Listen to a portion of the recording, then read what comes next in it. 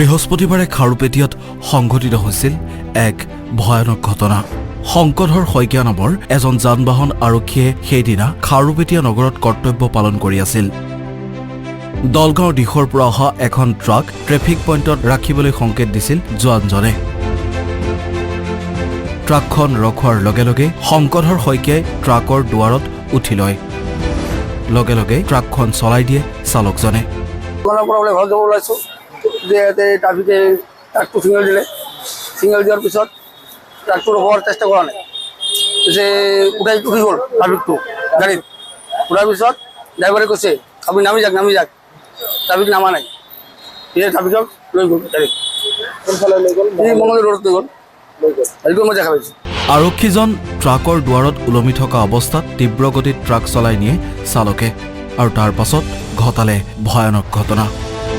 খাৰুপেটীয়াৰ নাগেশ্বৰত 15 নং ৰাষ্ট্ৰীয় ঘাইপথত আৰক্ষী জোৱানজনক চলন্ত গাড়ীৰ পৰা পেলাই দি গাড়ীলৈ পলায়ন কৰে চালকজনে।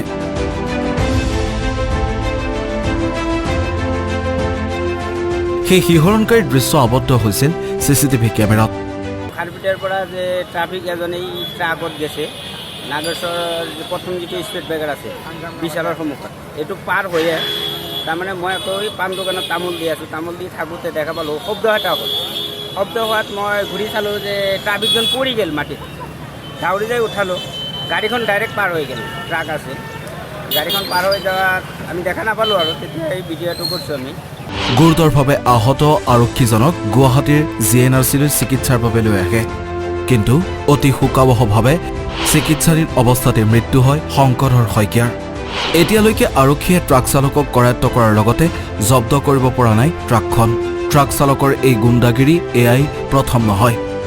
আৰক্ষীক চোঁচৰাই নিয়া ঘটনাৰ পূৰ্বেও ট্ৰাক চালকে সংঘটিত কৰিছে বহু ঘটনা। প্ৰশ্ন হয়, ট্ৰাক ৰখাই কিয় ট্ৰাকত উঠি লয় আৰক্ষী বিষয়া জোৱান? কিয় প্ৰয়োজনত চালকক গাড়ীৰ পৰা নমাই অনাৰ পৰিৱৰ্তে নিজেই গাড়ীত উঠি বিপদ মাতে হাতত সুহুৰিটোৰ বাহিৰে একো নথকা ট্ৰেফিক পুলিচে? চিচি কেমেৰাত বন্দী হোৱা ট্ৰাকখন কৰায়ত্ব কৰি এই হত্যাকাণ্ডত অভিযুক্ত চালকক আইনৰ দ্বাৰস্থ কৰিবলৈ কি পদক্ষেপ লৈছে বহিৰাজ্যত অভিযুক্তক বিচাৰি চলাথ কৰি ফুৰা অসম পুলিচে?